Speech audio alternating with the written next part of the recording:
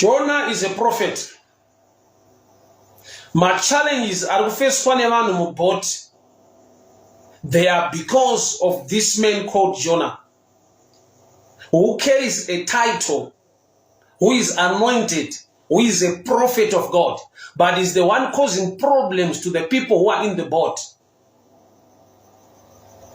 So by toda a deeper revelation kuti vanhu vave ne boldness and understanding yekuti the problem yatinayo boat is not about the wind. It's all about the prophet in the boat. So it's not easy kuburitsa prophet mu boat. Let's say the picture of a boat is a church.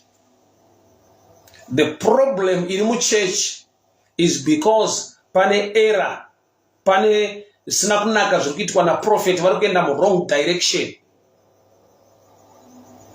It's not easy to do away with the prophet. Most of us, we consult the prophets. Tive ne direction, tive ne understanding, tive ne solution pa ma challenges atiri kusangana now. But there are times with the problems in the boat or against the boat, they are being caused by the prophet who is in the boat.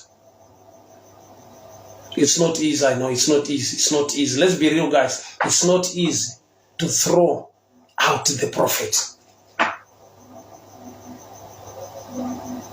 Or rather, stay with him in the boat.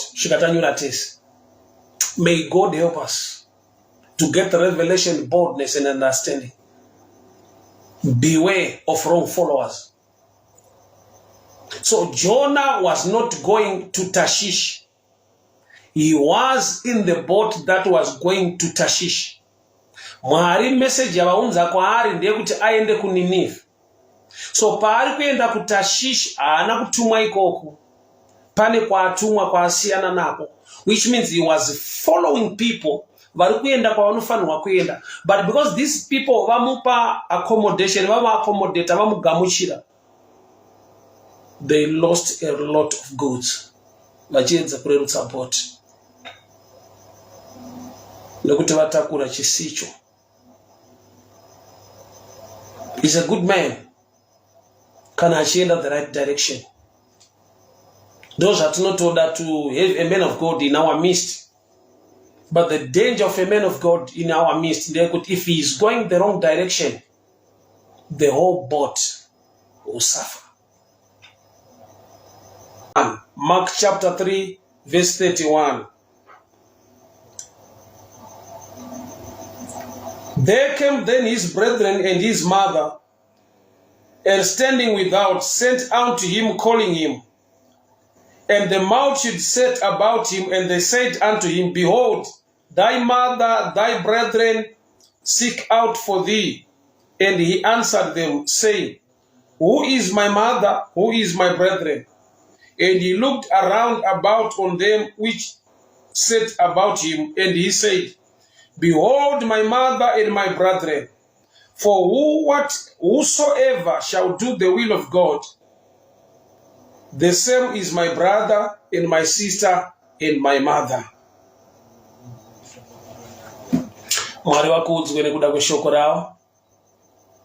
Father, we thank you. I pray for your grace, your blessing, your favor, and your protection upon our lives. Speak to us tonight. Instruct us, correct us, and empower us for the glory of your name. In Jesus' mighty name I pray. Amen and amen. Tudandi taure zvishoma manhero ano nemaringe text yandaverenga. Jesu wakateverwa, hanzvadzi dzake ndokubva dzamira panze namai vake ndokutuma shoko kuti danai ari mukati auye kuno. Iye ndokubva aramba kubuda ndokutaura shoko richiti, wese anoita kuda kwababa wangu ndiyo mai vangu, ndiyo hanzvadzi yangu, ndiye mukoma wangu. So toda kutaura about the spiritual family.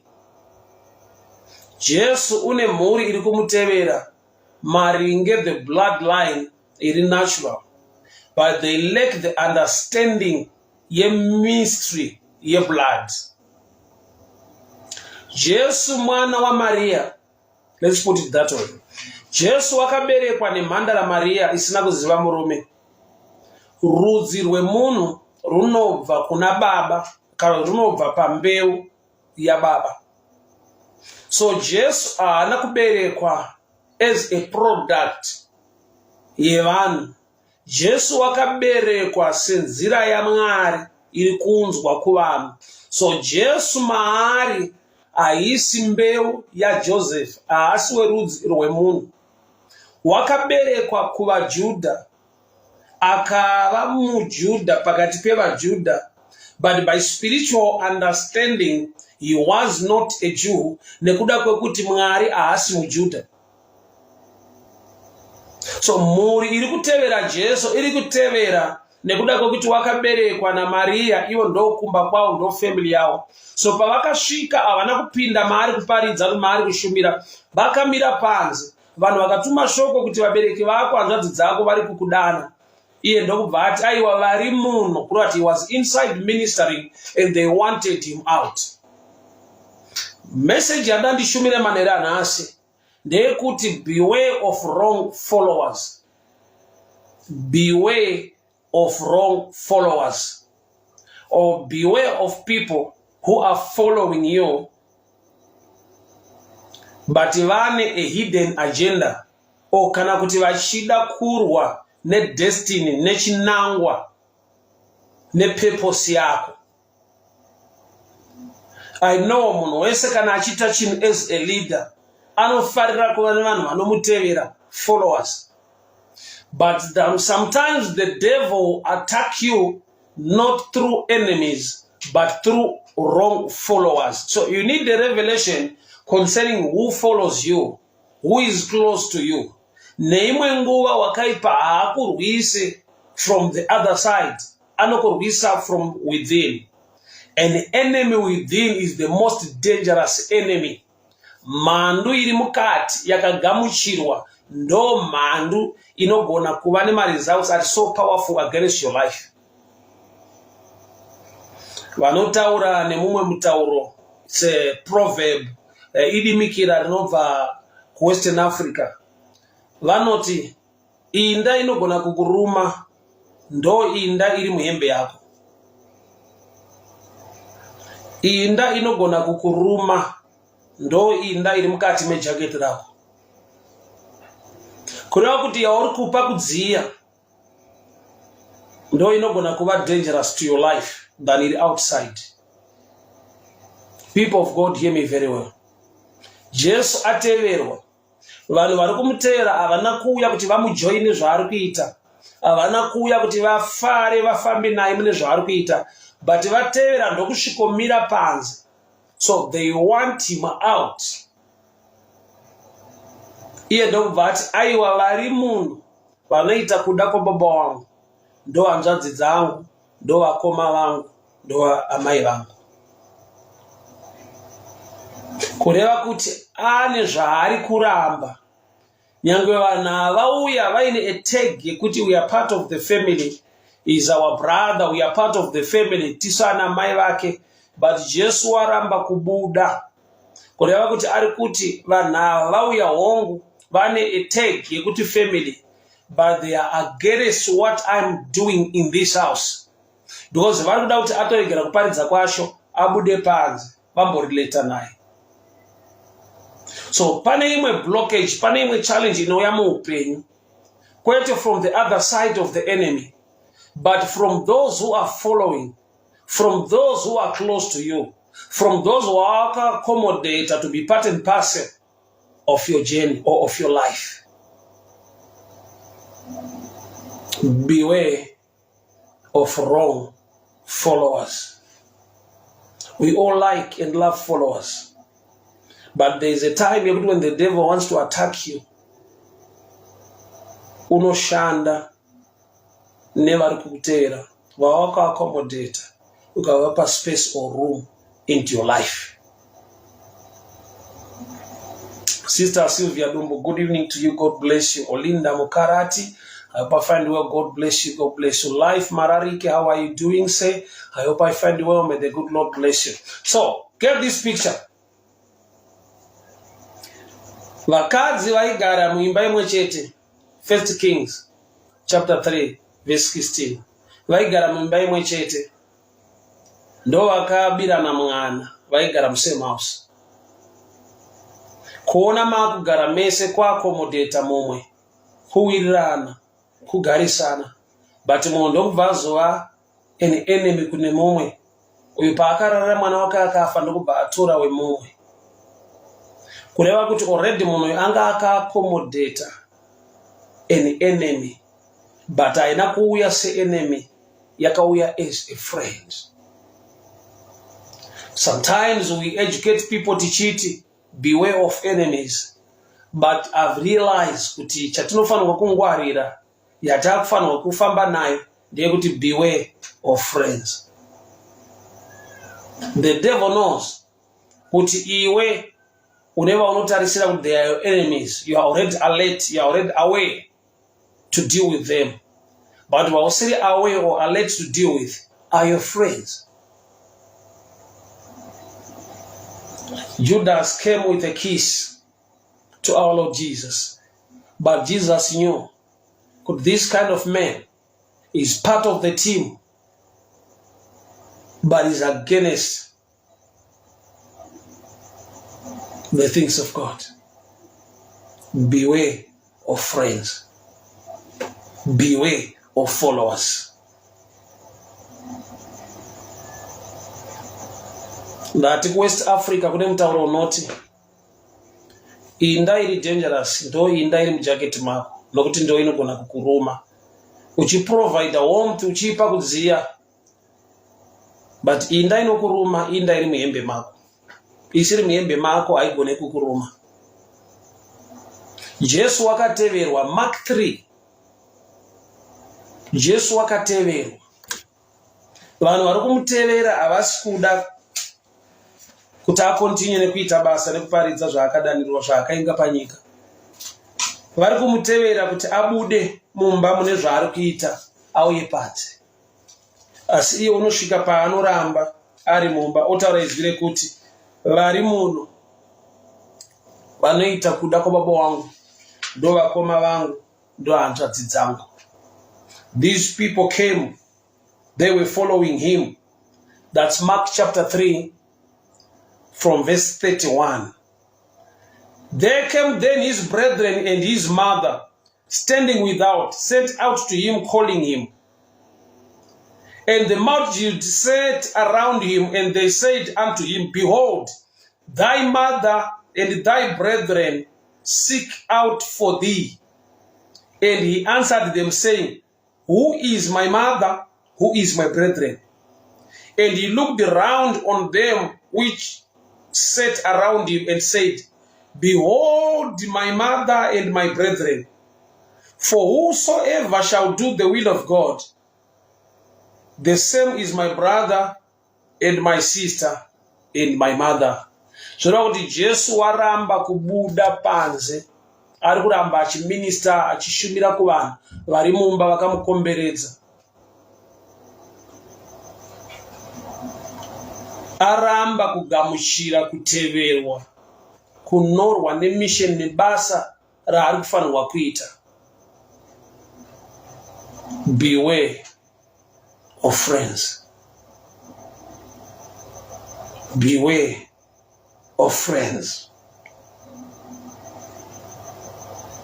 Kune vanhu vakaakomodita Jonah in their boat. Vakafamba naye. And remember, Jonah is a prophet. But my problems ese avakaita encounter ari kukonzerwa nekuda kwa Jonah ane a title yekuti prophet. There are times yekuti your real enemy anenge ane a title yekuti unogona fungidzira kuti he is not your enemy. Vanhu vari kuenda kuNineveh. Munhu ari kuenda kuNineveh ndi Jonah. But boti raapinda rakananga kuTashishi. These guys vari kuenda kuTashish havana chakaipa chavaita, havana kutumwa kuenda kuNineveh, but vaaccommodate a person ane a title iri welcoming, Prophet Jonah, which means matambudziko avo ese ari centered pana prophet, nekuda kwokuti prophet vari wrong track yemission. Saka kwese kavachaenda anovaaccommodate anotakura a challenge yaifanirwa kufesa Prophet Jonah. Vanhu vakarasikirwa nezvinhu zvavo, kwete Jonah.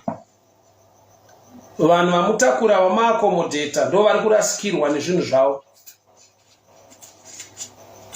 kusvika vazorealize, kusvika vawana a revelation yekuti our real problem is not the wind but is a man, and the man who carries a good title.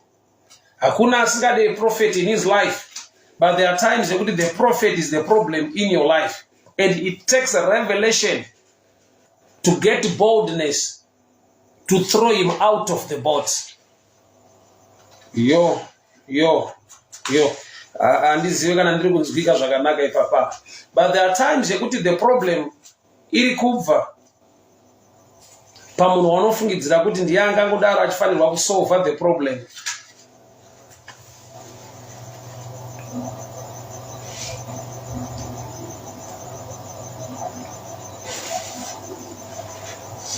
People of God, hear me very well.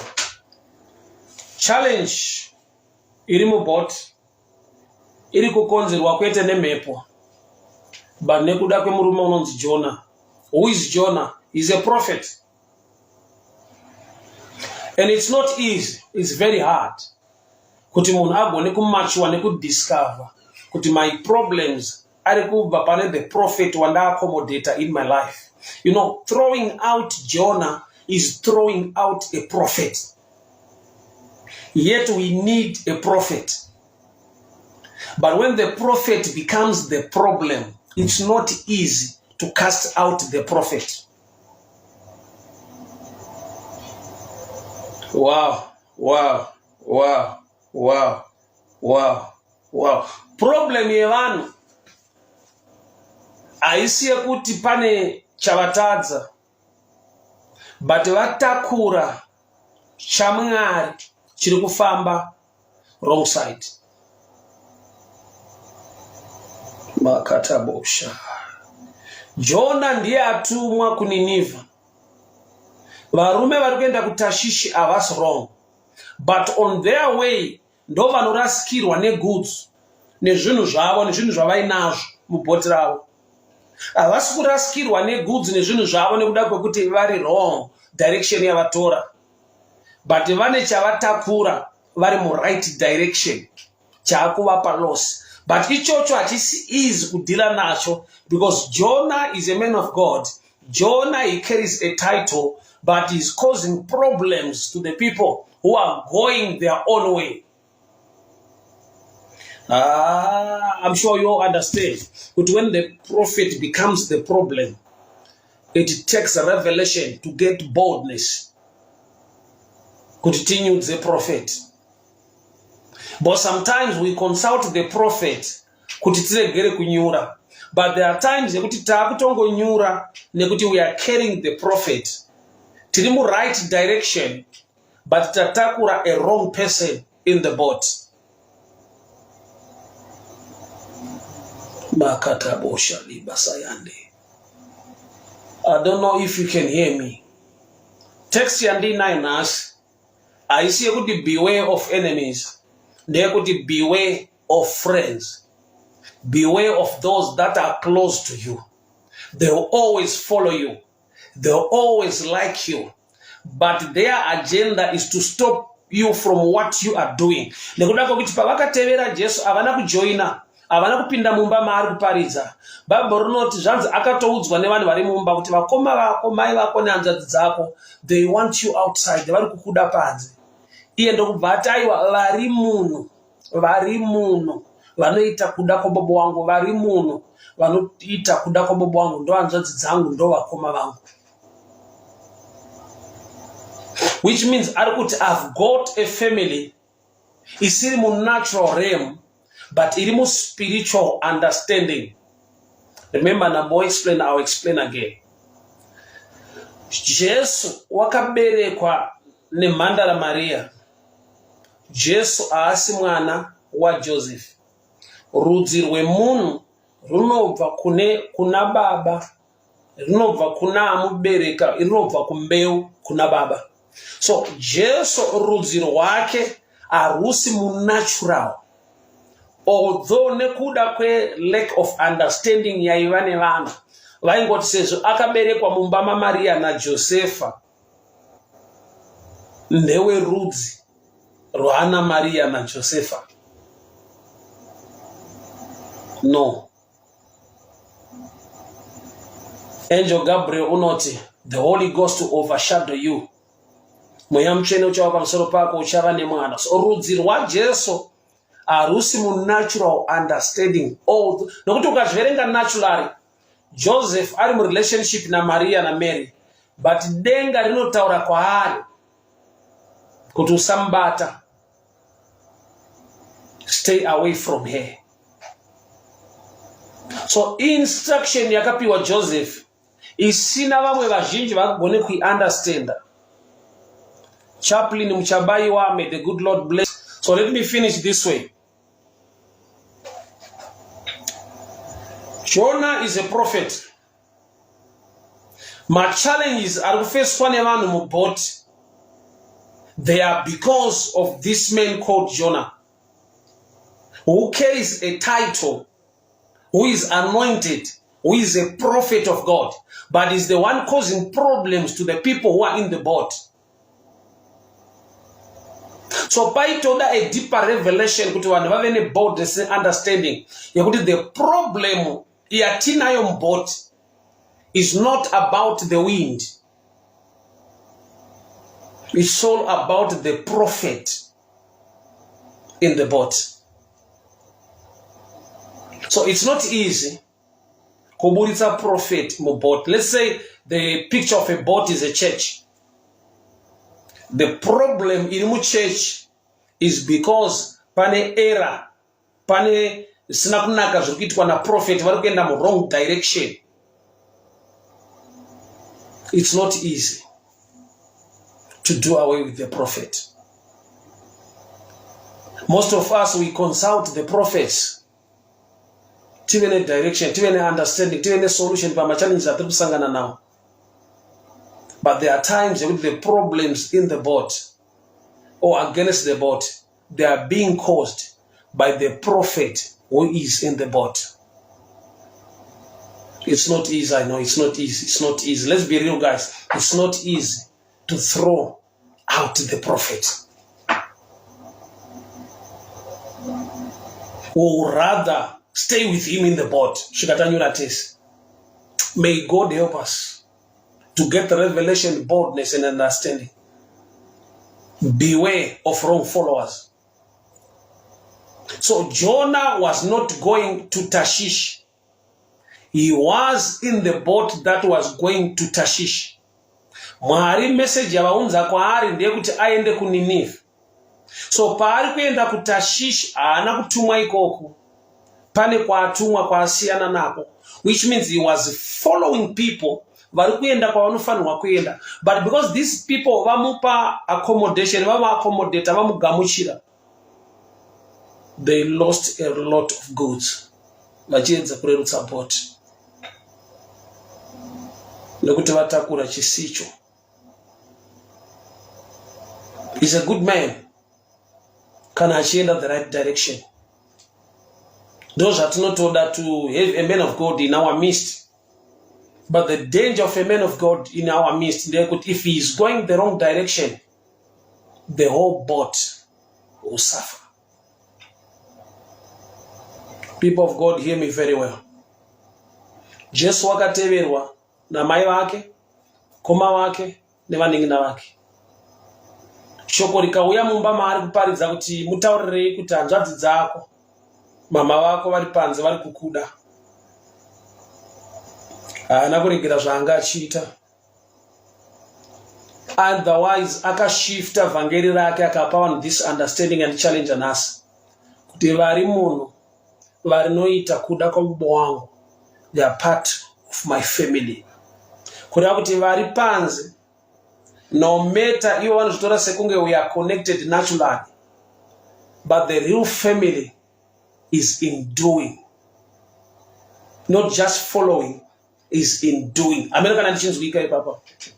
Vanoita kuda kwababa wangu ndo vakoma vangu ndo hanzvadzi dzangu kuita, which means even the guys who are inside, there are some who are not part of the family. Nekuda kwekuti haana kuti those who are listening to me are my family. Ati those ivo vanoita. So kunzwa is another level, kuita is another level. I'll go deeper this way. Ndonga Jesu paakaramba kubuda akati vari munhu ndo vakoma vangu nehanzvadzi dzangu, vanhu vanga varimo vese vakafara. But the real deeper meaning of it, haasi wese arimo mufuti ari kuqualify kuva part of the family. Why? Nekuda kwekuti zvanzi vari munhu vanoita kuda kwababa wangu. Even the secret, it's beyond listening but doing. Beyond listening but doing. Vari munhu vanoita kuda kwababa wangu. It's more than listening but doing what the word says. So ungangodaro uri inside, but nokuta uite unongonzwa chete, you are also the same never outside. That's why you see, you can be in church, yet your life is not transforming, things are not changing.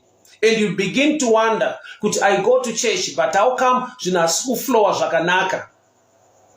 Kuita nekunzwa zvakasiyana. What makes you part of the family is doing, not listening, is doing. Vari muno vanoita. Those that are in here, vari muno.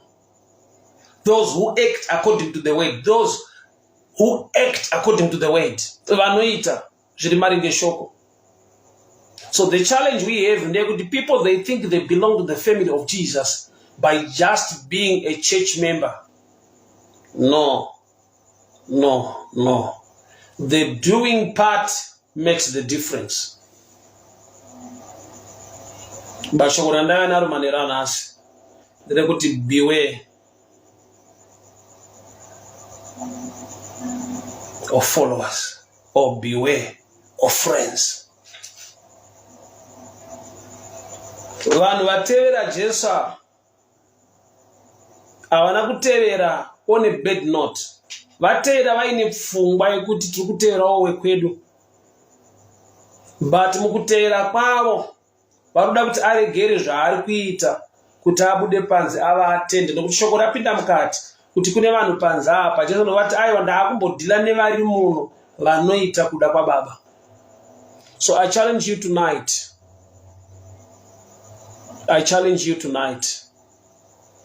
Ngatingorega kuva those who are inside, but kana tava mukati, let's be doers of the word. God bless you. May the good Lord protect you. May the good Lord favor you. I pray over your life this evening in the mighty name of Jesus. May the blessing and the favor of the Lord be upon your life in the mighty name of Jesus. I pray.